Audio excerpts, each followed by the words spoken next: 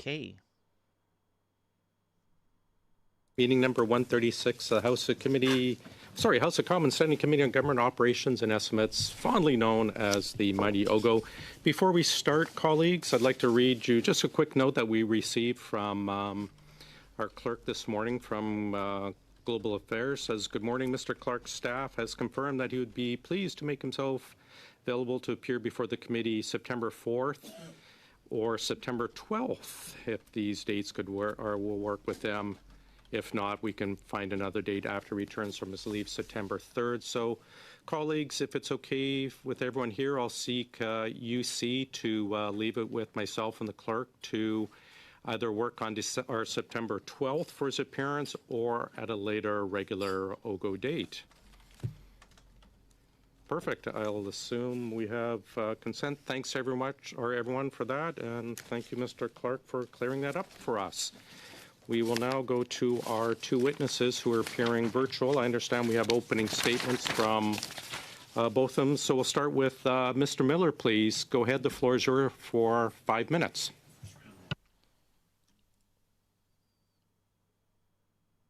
I'm afraid you're muted, Mr. Miller.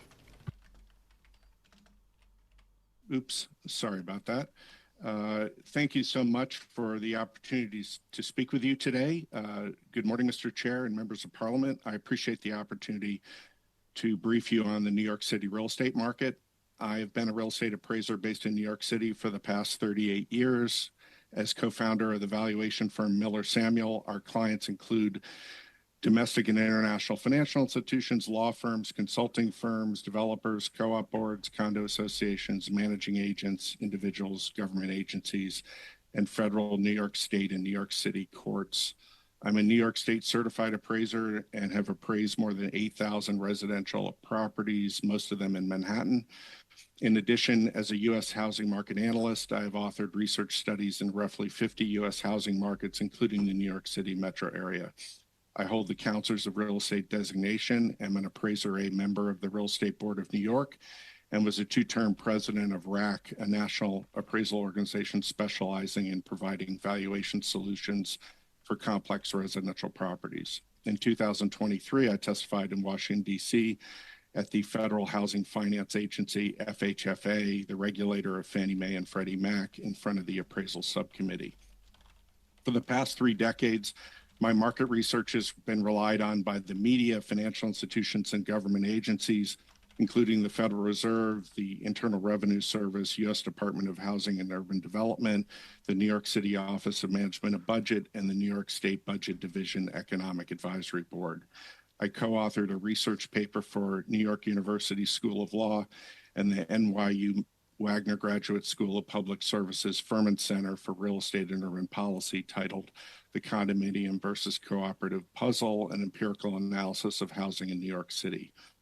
And that was published in the Journal of Legal Studies at the University of Chicago. Okay, I also teach market analysis as an adjunct associate professor of architecture, planning, and preservation at the Master of Science in Real Estate Development program at Columbia University.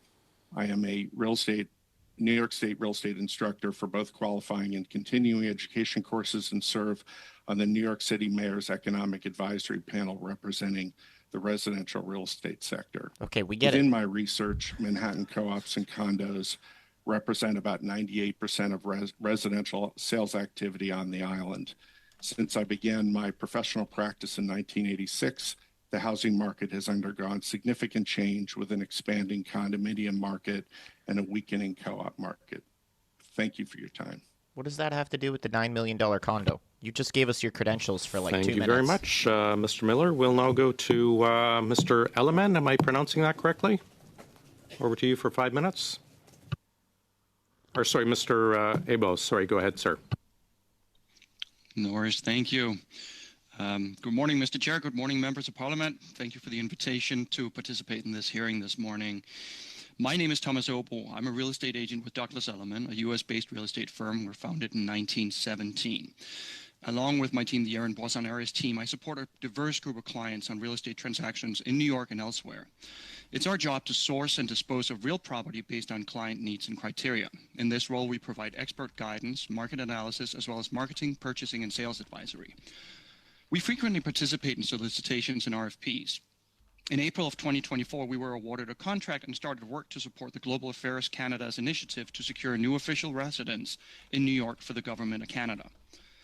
As you may be aware, New York City is one of the most dynamic and highest value real estate markets in the world.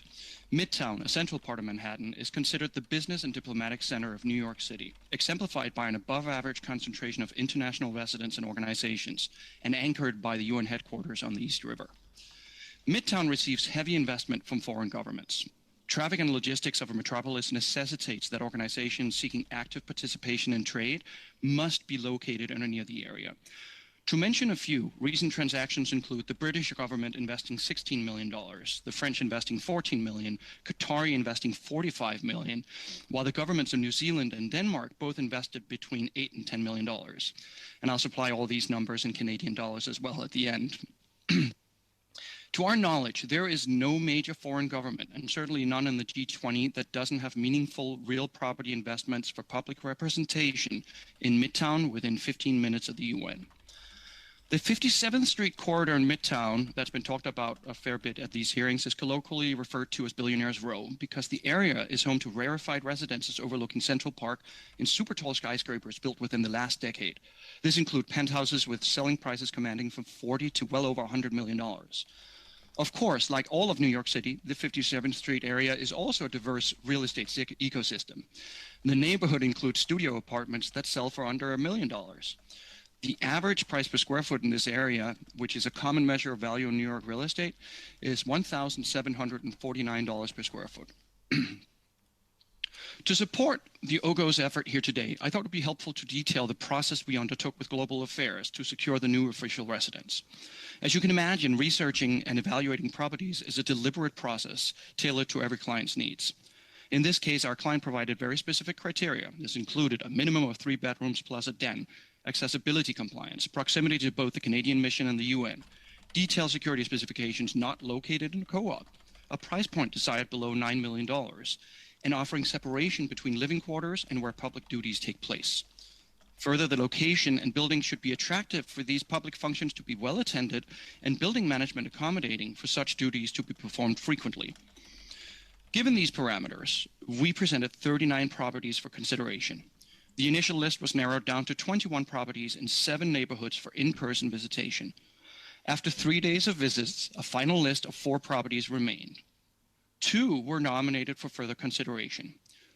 One of these finalists did not pass a second security and design review, leaving, by process of elimination, the unit in the landmark portion of 111 West 57th Street, a building that will celebrate its 100th year next year, having been completed in 1925. This entire process was overseen by Global Affairs Canada, visiting New York City from Ottawa. With the selection process completed, negotiations with the seller to achieve the best possible price was supported by the unit being the last available residence in this landmark section. A choice location, but looking out on 57th Street and not over Central Park. The residence was purchased at a 40% discount against original asking price, 10% off the last asking price.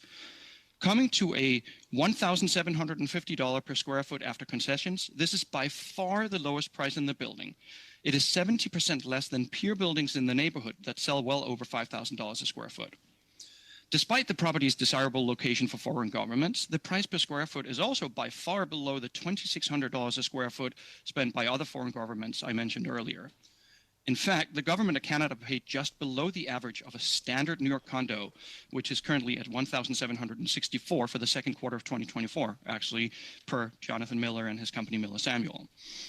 In conclusion, it is our professional opinion that the Government of Canada, based on the criteria presented, the quality and final purchase price of their new official residence, has secured an asset that will serve the country of Canada for years to come, both fiscally and functionally.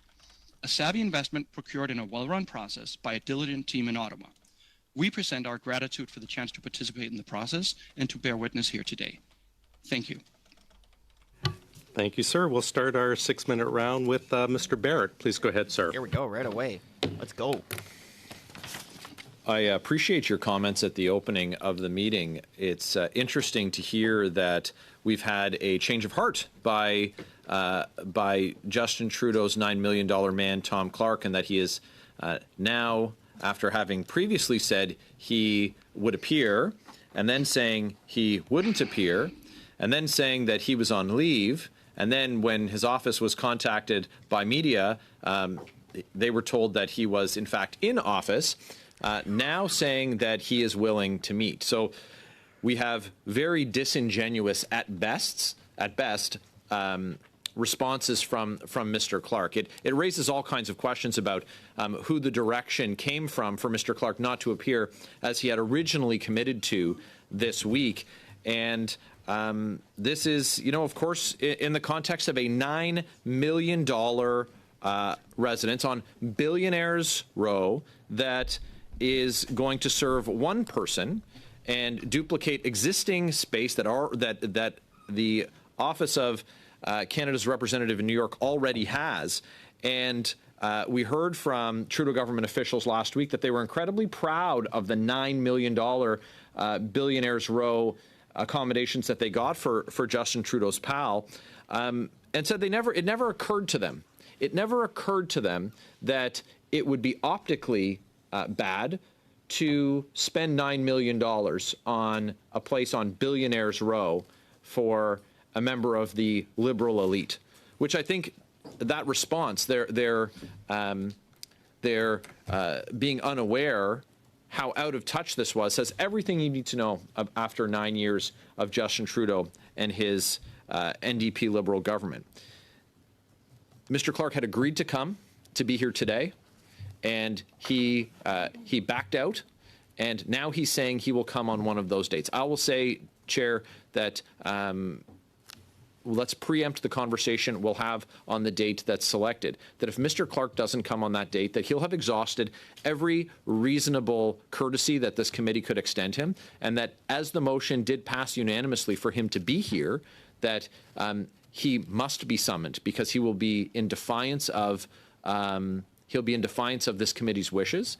It's unanimous wish, and of course will have demonstrated himself to again not tell the truth, just like he did yesterday when he said he was on leave, but in fact was not. So we'll wait and see, but it's clear that this is an effort by the government to try and delay and distract from this latest $9 million scandal.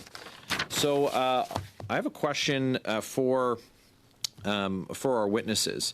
In as brief an answer as possible, is Midtown East appropriate for representational space for a G20 country in your estimation? Hi, thank you for the question. The quick answer is yes, it is. About 95% of the consulates in New York City are located in this neighborhood or just abutting this neighborhood. There's about 136 consulates and all but 7 are located there. And to the other witness, sir, do you agree? Yes, I agree 100%. The Midtown East and the Midtown Corridor in general, all of the examples we mentioned earlier in our opening remarks are based in that area, within about 15 minutes from the UN. Of course Okay, you agree. Just, look at your and house. just for my understanding, 466 Lexington Avenue is in that area? Just an audible yes would be, or no? You indicated yes, sir? That is correct. Yeah. Okay. So that's where the Consulate General of Canada in New York is located, is there. And so when we talk about the space that G20 and G7 countries have, we have space there. We have it in that key space. We have space that in 2018, the Government of Canada, financed by the taxes of Canadians, paid for upgraded space, representational space, meeting space, where meals could be served, events could be held, and meetings could be had at that address, at 466 Lexington Avenue on the 20th floor.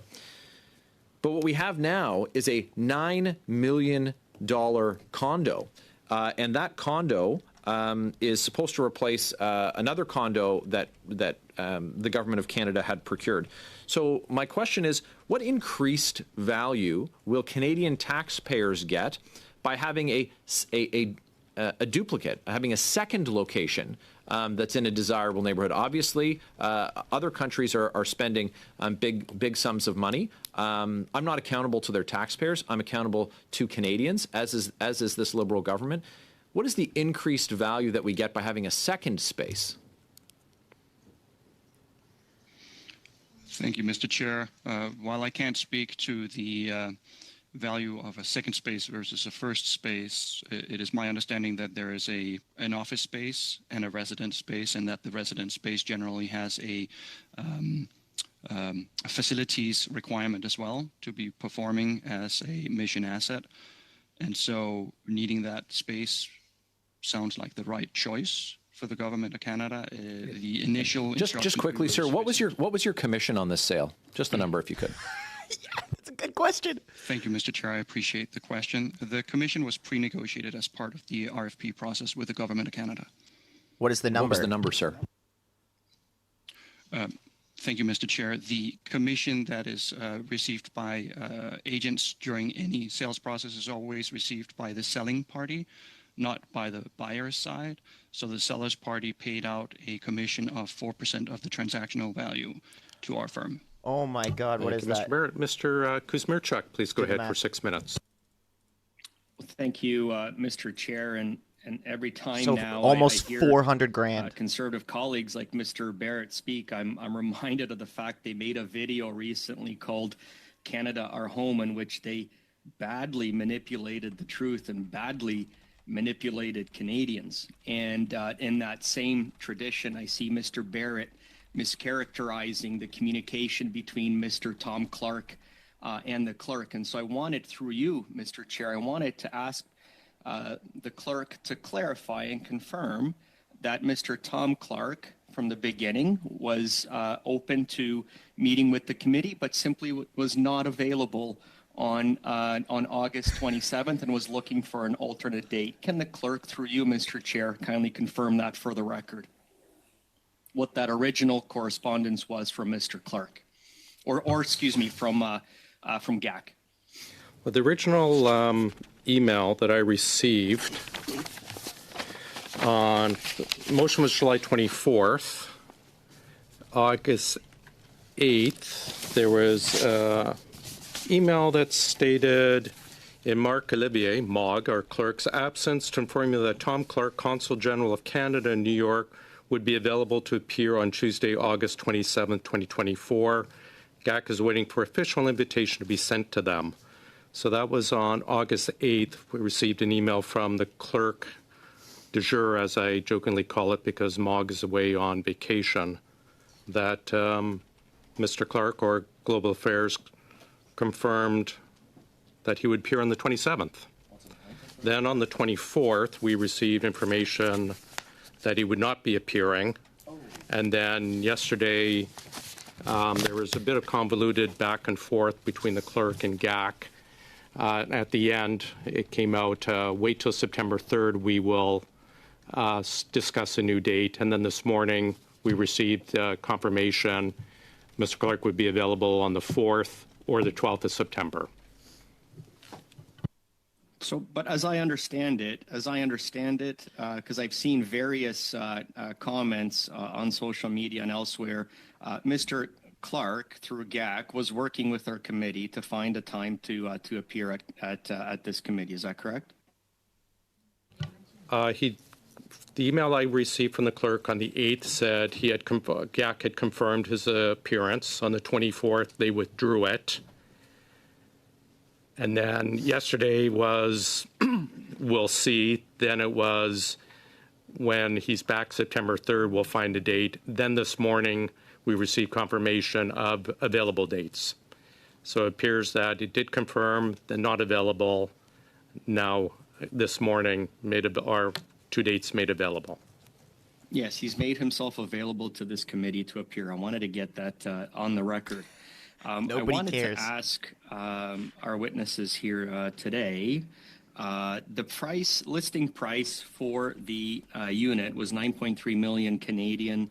The government paid 8.84 million Canadian, which is $500,000 off the price. Can I ask how we were able to knock that price down? Thank you, Mr. Chair. I appreciate the question. The unit itself is located in the landmark portion of the Steinway factory building, a building that dates back about 100 years. And the development had originally seen some relatively high pricing and hadn't been selling at the pace they were looking to sell. So they were starting to reduce the pricing, which brought the pricing of the unit into the scope of parameters that the government of Canada was seeking to stay within.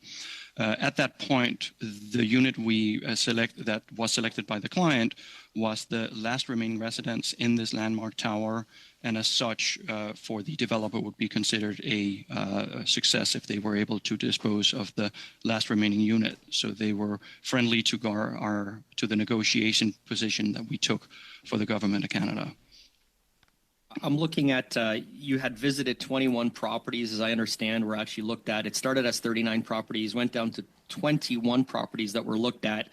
The value or the price varied between $8 million and $21 million. The Canadian government chose pretty much the lowest price property. Do you feel this was a good deal for Canadians and taxpayers? Thank you, Mr. Chair. I appreciate the question. As per my opening remarks, we believe as real estate agents that this was a very attractive end price for a very attractive asset in a rarefied part of the city that is, per Mr. Miller's commentary, frequented by 95% of the government dignitaries from other foreign organizations. The government of Canada was able to secure the asset well below the average price that other foreign governments pay for their assets. So it's our estimation that it was a very attractive price. Mr. Abo, do you expect, in your experience, do you expect the value of this property to go up? Thank you, Mr. Chair. I appreciate the question. We can't speculate, but we can certainly say that the Steinway building, as an example, is considered by many in the industry as one of the finest examples of modern architecture.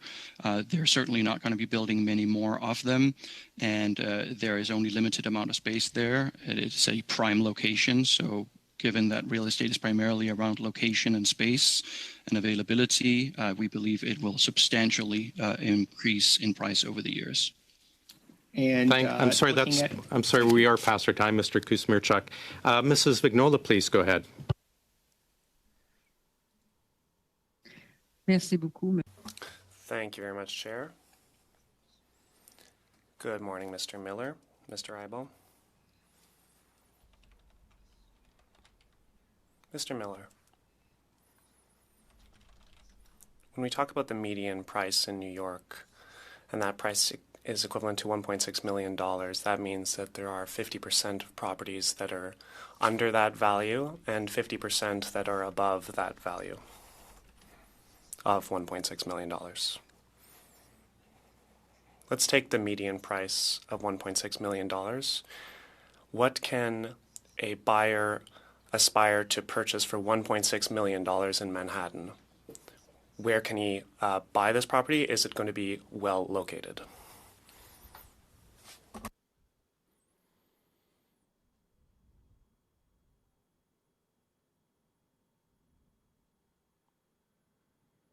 Is he going to answer the question? Monsieur Miller?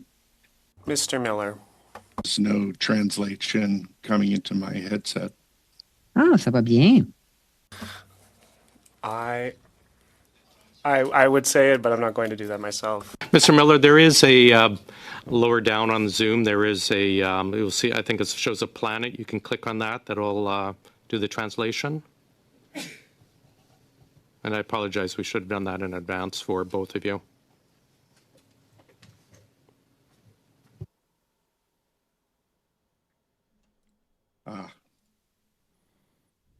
Thank you. You found it? Yes, And that's your time, Mrs. Vignola. Sorry. we'll start from the beginning. Can you restart your question, Mrs. Vignola, please? Oui, bien sûr. Of course. The median price in New York is $1.6 million, which means that 50% of properties are sold for less than 1.6 million and 50% are sold for more than 1.6 million dollars. What does 1.6 million dollars, Mr. Miller, get you in New York? And is that would that building be located close to UN headquarters?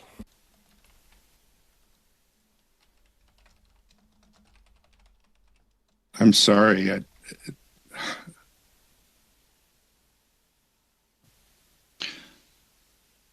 If Mr. Miller is unable to hear the question, I might be able to answer it. S'il vous plaît, Monsieur Abel. Okay. Yes, please, Mr. Abel.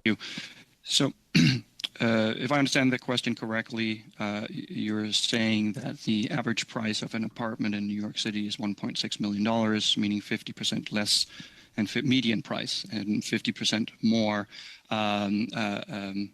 cost more. And the question was, in what areas can you purchase such an apartment? And I think the answer, simply put, is you can purchase an apartment in pretty much every area for $1.6 million. That's a meaningful amount of money. However, once you start adding certain requirements to that apartment, you will certainly dwindle down the number of units depending on what area you're looking in.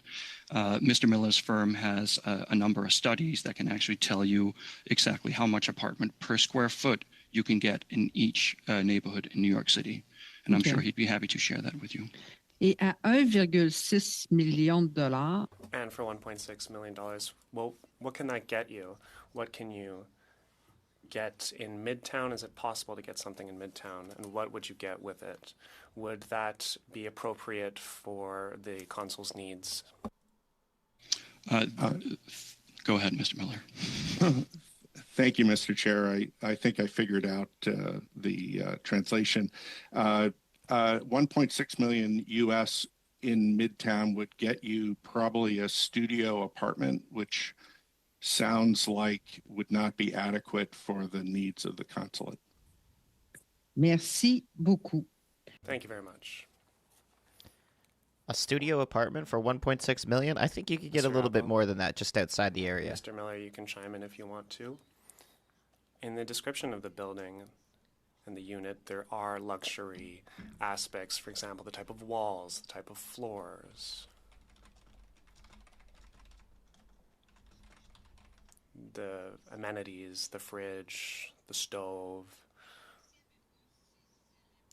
If these luxury elements were not included in the unit, would the apartment, without all the marble and expensive amenities, would that apartment still be sold at the $6 million US dollar figure? Mr. Chairman, thank you for the question. The answer would be no. That the value of the property is the essentially sum total of the amenities that go into it. So the quality of the construction would be inherent in the value of the property. OK. Donc, la même grandeur. I understand. So the same size without those benefits would be a little less expensive, but less attractive for buyers. Mr. Chair, thank you for the question. That is correct. Merci beaucoup. Thank you very much. Mr. Bachrach, over to you, please.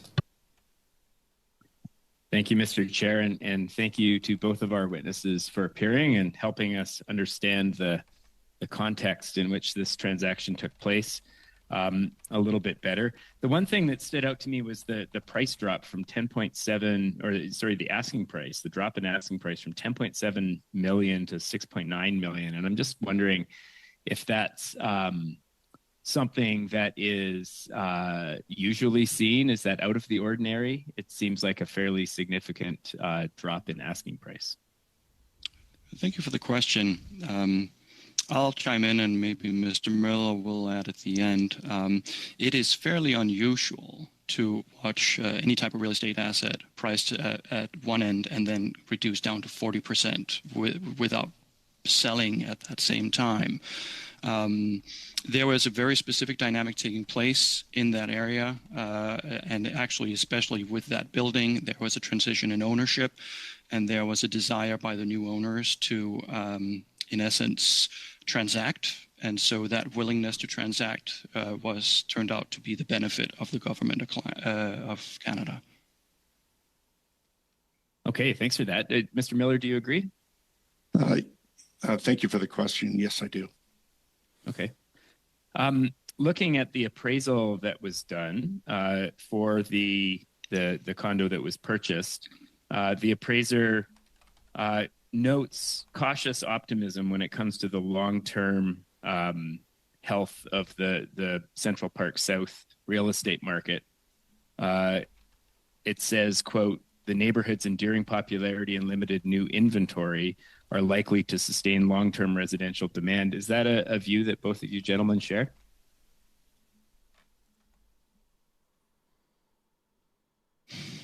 I'll thank you for the question. Yes, it is that there is a distinct difference in the condo versus the co-op market. The Midtown neighborhood has seen it's essentially the central business district of Manhattan, and it has seen an influx of residential condo development, which is thought to be in the long run, we're expecting price growth going forward. So just on the surface, it would seem that this is a reasonable investment if you're just looking at the chance that this property appreciates over, the years or decades that the government of Canada holds it.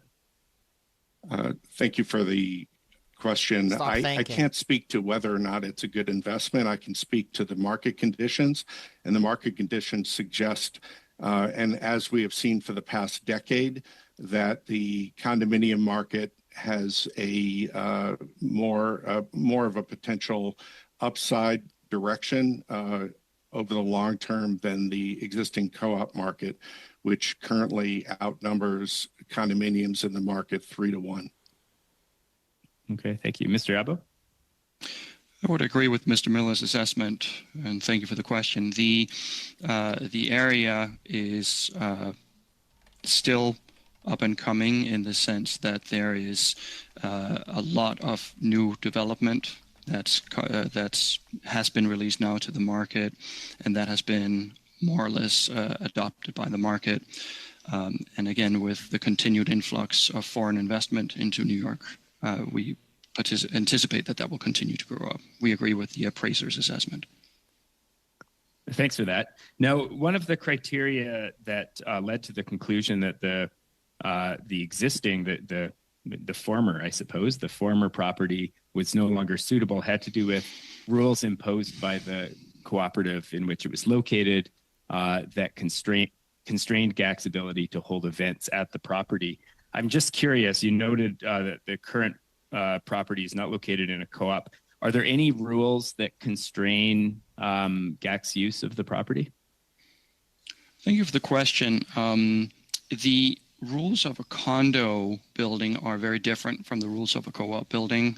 One of the reasons, like you said, that the government appeared to have desire to move to the new location.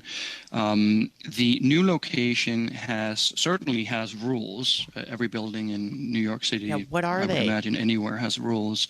We have actually acquired those rules and shared them with the committee, I believe, or they are on their way to you. But it is our understanding that upon review of those rules, that they are severely less limiting than what a co-op bar was presenting in the past. And Mr. Abbo, I don't know if we've gone over this already, but what precisely were the rules that were problematic at the former location? Thank you for the question. So I can't speak to those rules exactly. As I was not the holder of the apartment, nor restricted by those rules. But in general, co-op boards are more restrictive. It is very focused on a specific type of family and family lifestyle, and not necessarily suitable for a public residence of the sorts of a mission of Canada. Now, at the Consular General's property, there are sort of these two separate roles. One, obviously, is this diplomatic role when it comes to entertaining other diplomats and high-profile officials and having events, that sort of thing. The other role is responding to the needs of Canadian citizens, particularly emergency travel requests. Are members of the public, so Canadian citizens who need emergency assistance with travel documents, that sort of thing, are they able to access the new property without any barrier? That's a good question. That's a really good question. Thank you for the question. I have to interrupt. Just a very brief answer, please.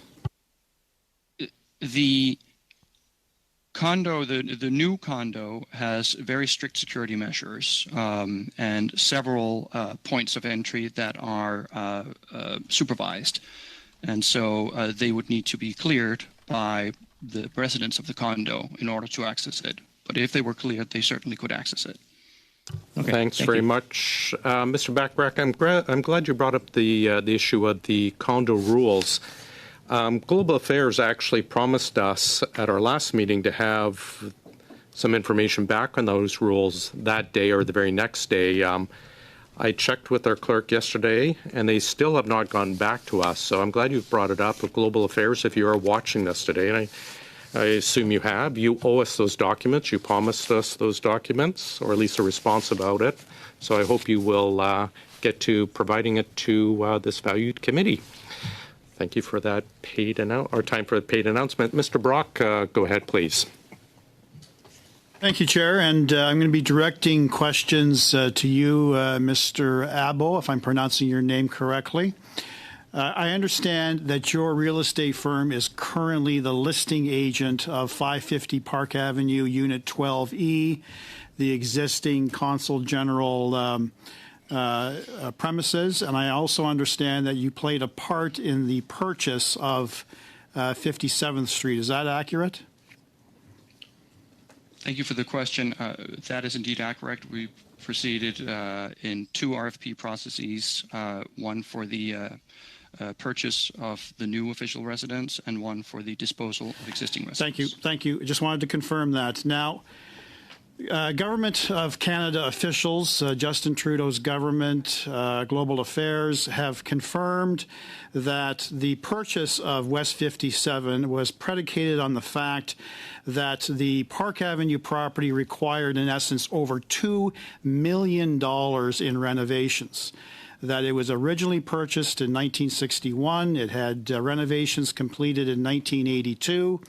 And it was good enough for 19 previous consul generals, except for Tom Clark, who wanted a different location, and was granted that. Now, I think it's disingenuous, and I think it's actually a lie to Canadians when Justin Trudeau and his government are claiming that this property was essentially a fixer-upper. I think that could be the furthest from the truth, and I'm going to quote from your listing page for Park Avenue. A perfect example of the grand golden age apartments of the 1920s. This masterpiece is full of volume, scale, and ideal circulation.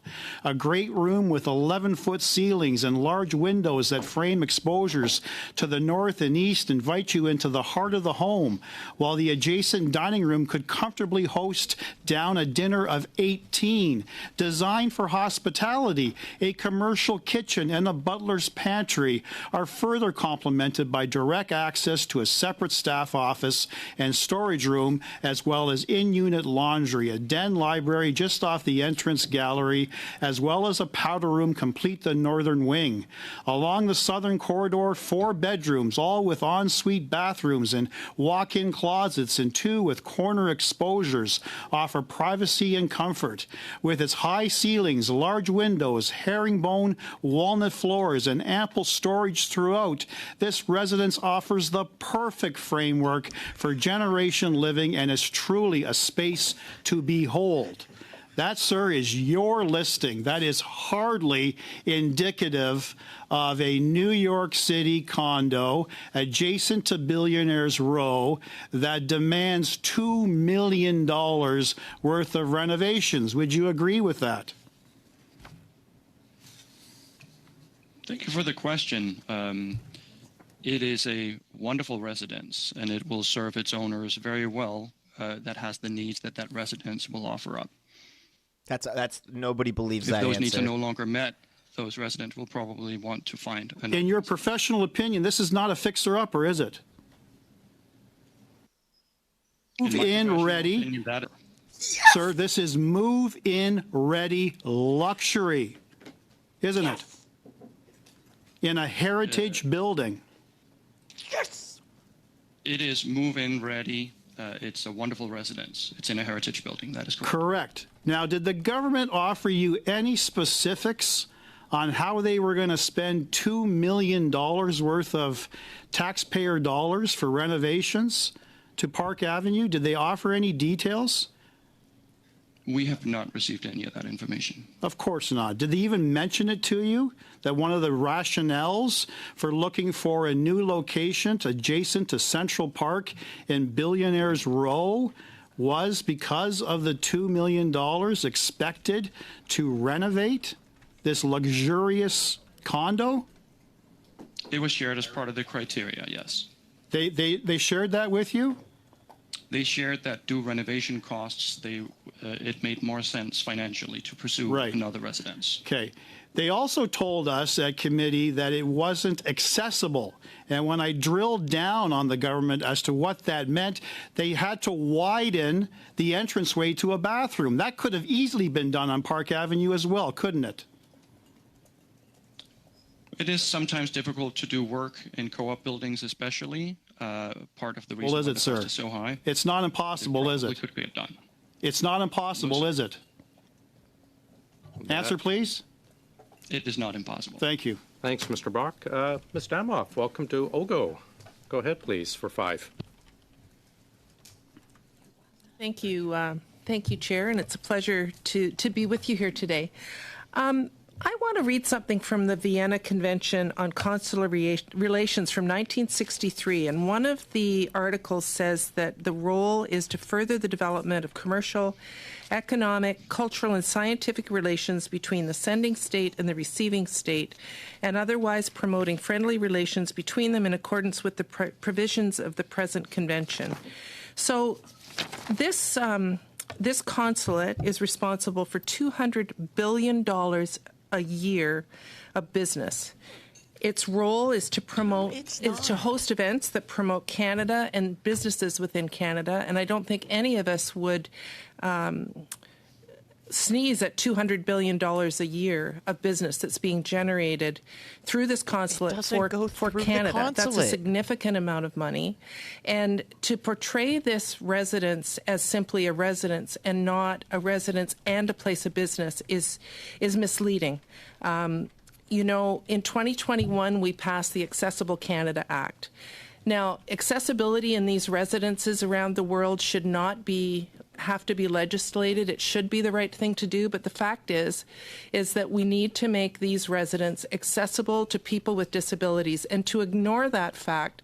And I would argue changing a doorway in a heritage building is not as straightforward as the Conservative members would lead people to believe, especially in a condo building. So, you know, the Conservatives bought this the previous residence under Mr. Diefenbaker in 1961. And oddly enough, under two Conservative prime ministers, Prime Minister Mulroney and Prime Minister Harper, they felt the need that it was important to have someone in New York conducting business for Canada. And all of the sudden, they're trying to portray this as a political decision that somehow we're wasting taxpayers' dollars. You are. I would say at $200 billion a year, it's a good deal for Canadians to have someone there who's representing our interests.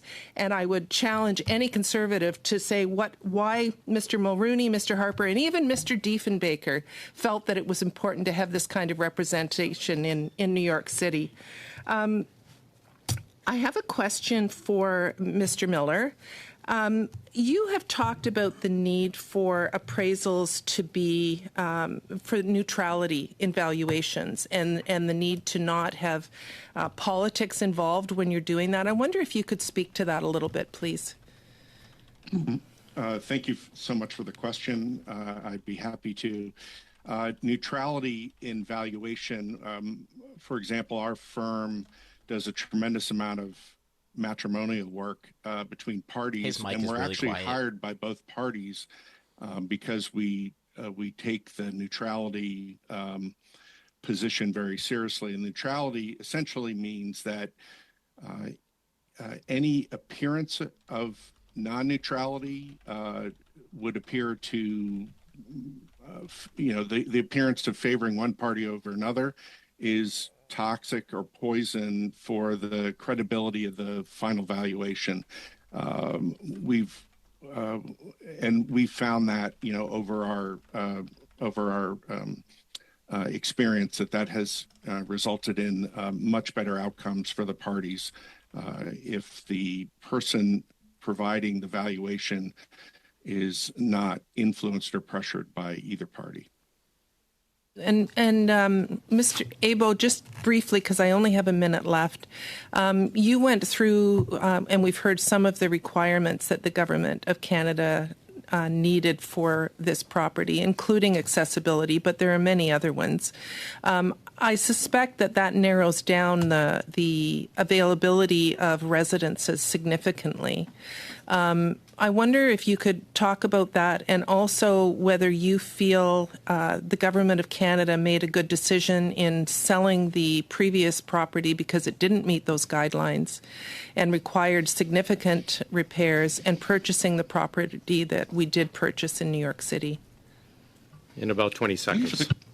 Thank you for the question. So briefly said, as we talked about earlier, there were 39 properties that we were able to find for consideration in the entire region or sphere of influence that the Canadian government decided to be in. 39. That's not a lot in tens of thousands of apartments available in the area. So it was not easy to find, but I think they were very successful in their final decision. And when it comes to whether or not it was a wise decision to dispose of the current residents, we believe now is a good time for that, and we're happy to participate in it. So we think both decisions were smart moves driven by criteria already set by the Global Affairs. Thanks very much. Mrs. Vignola, please. Merci, Monsieur le Président. Thank you, Chair. Mr. Miller. What seems striking here in all of this for people is the figure, or rather the name, Billionaires Row. It's a very striking image, and that's where the apartment is located. I can only imagine there are other places in New York that could be called Billionaires Row. The name might be more attractive.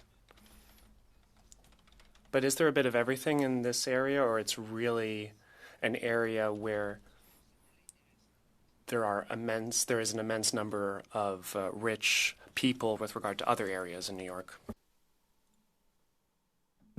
Thank you so much for the question.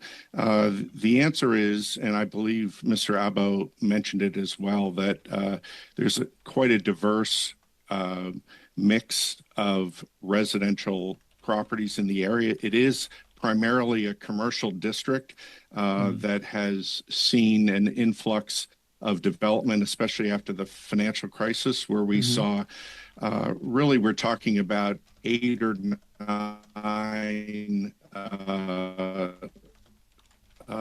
super talls that were constructed post stock. Prior to that is not that type of property at all. Et j'imagine que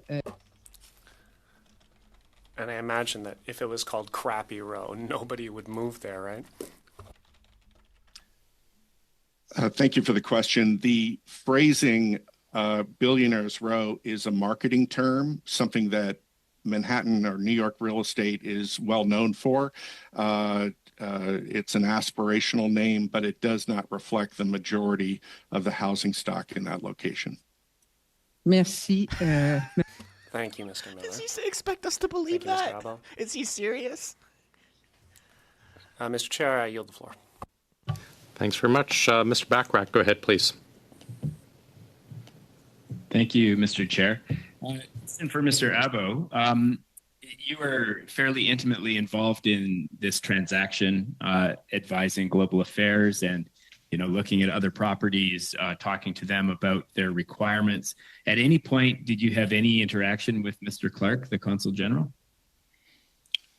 Thank you for the question. During the process of selecting, sourcing, visiting, and reviewing from 39 properties down to 21, down to 4, down to 2, down to 1, I did not meet with anyone from Mr. Clark's office. Once the selection had been made, several individuals from Mission, including Mr. Clark, came to tour the property as part of, I would believe, a final vetting of some sort. But this was after the decision had already been made that they were going to proceed with that property. Okay, thanks for that. And turning to the former property that Global Affairs owns and has listed on the market, are you familiar with that property? Yes, I am familiar. And perhaps this is a question for Mr. Miller, who's a little bit less closely tied to these transactions. The property is currently listed at $13 million, a price at which Global Affairs, and the government of Canada would realize a profit. Yet we see with the newly acquired property, the asking price had to be reduced by about 40% before the property sold. Is $13 million a reasonable asking price in your approximation, or would you expect that it would sell for considerably less than that? Because I have not, as a licensed and certified appraiser, because I have not looked at the specifics of the property, only the market that it sits within, I'm unable to answer your question professionally. Can you provide any sort of comment on the amount below asking price that properties like this are typically selling for, percentage-wise, or is it all over the map? So on average, thank you for the question. On average, the Park Avenue market, we're talking somewhere between 5 and 10% below the original ask if it's priced correctly. Okay. I think that's all the questions I have, Mr. Chair. I'll turn it back to you. Thank you very much. Right on time. Mrs. Block, please. Thank you very much, Chair. And I will let you know that I will be splitting my time with my colleague, Ms. Kusi. Mr. Abo, you mentioned in your opening remarks and again in one of your most recent responses that there was an initial list of 39 properties. Can you table that list with the committee and include the locations and prices, please? Thank you for the question. We'd be happy to. Thank you very much. And quickly, I'm going to follow up on a couple of lines of questioning by a couple of my colleagues. Mr. Abo, I thought I heard you say that you were made aware by GAC of the need for renovations, but not to the extent that they have indicated to the committee. Can you tell me what the impact on a unit, on the sale price of a unit would be, knowing that there are significant repairs needed for that? Thank you for the question. I think the easy way to answer it is that as you tour a new property, depending on the requirements of the buyer, those repairs will either be important or lesser important depending on the final use of the property. In the specific case of 550 Park Avenue, the pricing that has been set went through a very rigorous process that we always apply to any residence that's being posted for sale, and included in that consideration is the potential need for repairs to be decided by the final purchaser, of course. So really quickly, the price included what GAC had indicated as the need for $2.6 million in repairs. The price set on that unit reflects that? The price set for the unit reflects that there is a potential for what we call upgrades to the unit. Thank you. Thank you. Yeah. Thank you very much. My first question is for either witness. Do either of the witnesses have knowledge as where the current Canadian representative to the United Nations resides? I can answer that question. I do have knowledge. Please go ahead. Should I share where he resides? Okay. Is that public information? I'm not sure if... Well, if it's the same information that I have, it's that he currently resides in the Park Avenue residence of the former residence of the same building of the former residence of the Consul General. So this is my understanding, and this is my understanding that it is, and I'm seeing you nod, so that it seems to be you're in agreement that you are. So it's very interesting to me. Does the current Canadian representative to the United Nations have any plans to sell this resident, to leave this building and find another residence? Are you aware of that? The question. I believe that's a answer best provided by Global Affairs. I am not aware of a current plan to dispose of it. Interesting. It's just very interesting to me that this previous residence was not good enough for the Consul General, yet somehow it remains good enough for the Canadian representative to the United Nations. There just seems to be some type of disconnect there, that this residence was good enough for one Canadian representative in NYC, but not good enough for the Consul General. Very interesting. Mr. Chair, I'm just going to summarize in saying how very disappointed I am in this government to see value for money for Canadians comparative to the previous Harper government. The previous Harper government sold the Dublin residence for $10 million. We sold the entire Hong Kong mission for $86 million in 2016. We sold McDonald House for $530 million. This was above asking price, unifying two buildings in purchasing the house next to Canada House for a savings of $250 million. And finally, Mr. Chair, I'll note that we listed our Coral Gables, the official residence in Miami, a residence I have visited, for $5.2 million. In closing, Mr. Chair, I'll say, under the previous administration, the Harper government, we sold more than 80 diplomatic properties for more than $720 million. This is the type of value for money that Canadians deserve, and Liberals should come to understand this. Thank you very much. I agree. Thank you, Mrs. Kusi. We'll finish up with Ms. Atwin, please. Go ahead. Thank you very much, Mr. Chair, and good to see everyone, and thank you for our witnesses for being with us today. I think I'll start, Mr. Miller. Can you just talk about how does the New York real estate compare to other major markets? How does the market compare? The New York City, specifically the Manhattan market, since we're talking about it, is one of the highest, if not the highest, priced housing market in the United States. It's certainly both on the purchase side and the rental side are both at the top of the list. This has been, I've been in the market since the mid-'80s, and this has been a consistency of the market. The challenge of the market is adding new supply. It's very expensive and difficult to build in the market. Manhattan there's very little excess land. And so the product that comes into the market tends to skew towards the higher end of the price range. Great, thank you very much. And Mr. Abo, The property listing for the condominium at the 111 West 57th Street describes the property's modern conveniences within grand spaces and describes various amenities to which residents have access, such as an 82-foot swimming pool with private cabanas. To what extent do property evaluations and appraisals consider the value of such amenities in assessing market value? Thank you for the question. I think that maybe Mr. Miller will want to answer that on the appraisal side. From the broker's side, and we can talk to that most new developments use the amenities and additional facilities as extra ways to entice residents to come live with them rather than in the neighboring building. And so it's used primarily to create additional value. I would say the caliber with some of these facilities also do stand the test of time and will potentially help in maintaining value of a residence as well.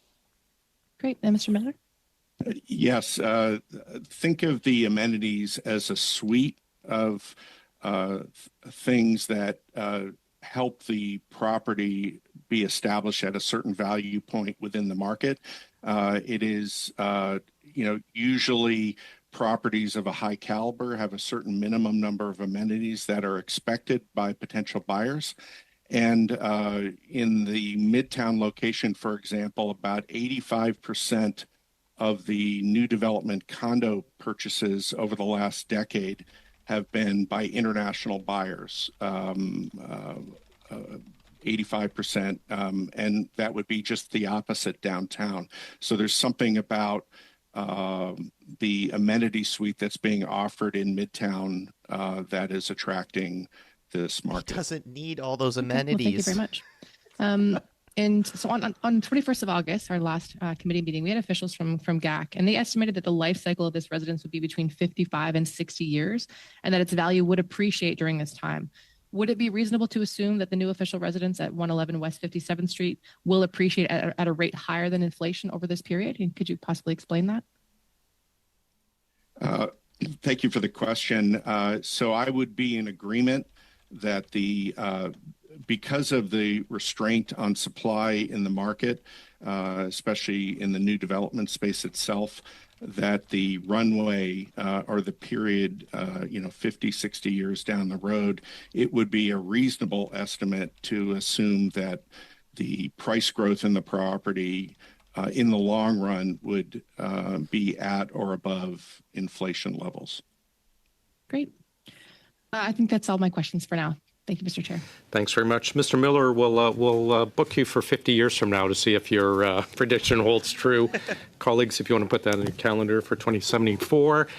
Witnesses, thank you very much for joining us today. We appreciate it. Everyone will get back to you once we talk to everyone involved regarding Mr. Clark. With that, we are adjourned. Okay, so that was a quick committee. Basically, I guess what happened here today was we didn't get Tom Clark. He said he was going to show up. He actually gave confirmation on the 6th, if I'm not mistaken, so that was a while ago. Then he gave more confirmation saying that he was available the week later, that we scheduled him into the committee. Then all of a sudden, 3 days ago, he said, I'm not available, I can't show up. Blah, blah, blah, blah, blah. And then just this morning, he said, okay, I can actually show up on the 4th or the 12th if you'd like me to. If he doesn't show up on the 4th when we book him in, which there was unanimous consent for, even the Liberals, NDP, Bloc, everybody said, yeah, let's get him in. If he doesn't show up on the 4th, they will subpoena him and they will make him come to this committee. So that was really short. That was only like an hour. I was assuming we were going to get it a lot longer. But pretty much that's it for today, guys. Yeah, I'll have a couple more videos out on the channel soon about some other stuff that was going on recently. I already had some out yesterday for, the Liberal caucus meeting, if you want to check those out. But other than that, that's it for the live today, guys. So have a great rest of your day, and I will see you, I think, tomorrow. Let me double check to see if there's a committee tomorrow. Yes, there's another committee tomorrow. It'll be on public safety and national security, and we're supposed to be getting, I can't remember who the witness is, but it's supposed to be a good one. So I'll see you guys tomorrow. Same time. Cheers, guys.